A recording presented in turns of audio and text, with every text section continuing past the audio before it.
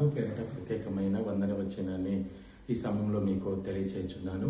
యెషయా గ్రంథం 1వ అధ్యాయం 18వ వాక్యం చదివితే కనుక, రండి మన వివాదం తీర్చుకుందాము అంటున్నాడు. అంటే మనిషికి ఏ వివాదం ఉందండి అంటే ఒకరి ఎడల ఒకరికి ఉన్నటువంటి వివాదం కాదు ఇది. అలాగనే ఒక వ్యక్తి ఏదైనా దేవుని విషయంలో, లేకపోతే ఒక వ్యక్తి ఏదైనా ఇతరుల విషయంలో, ఒక వ్యక్తి ఏదైనా లోక సంబంధమైన వాటి విషయంలో వివాదం కలిగి ఉంటే అది దేవుని దగ్గరికి రండి. ఎందుకంటే మనిషి దగ్గరికి వెళితే మనిషి నీ వివాదమును తీర్చలేడు. కాబట్టి దేవుని దగ్గరికి వస్తే దేవుడు నీ వివాదమును తీర్చగలడు. ఎందుకంటే దేవుని దగ్గర అన్ని ప్రశ్నలకు ఏముందంటే జవాబు ఉన్నది.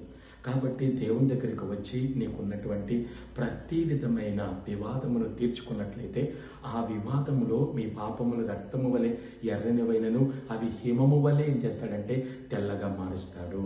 అయితే దేవుని కృప మిమ్మల్ని ఆవరించే విధంగా ఆయన దగ్గరికి వచ్చి మీ వివాదం తీర్చుకొని ఆయన కృపకు మీరు పాత్రలు కమ్మని ప్రభు పేరిట మీకు మనవి చేస్తున్నాను. దేవుడు మనల్ని దీవించును గాక.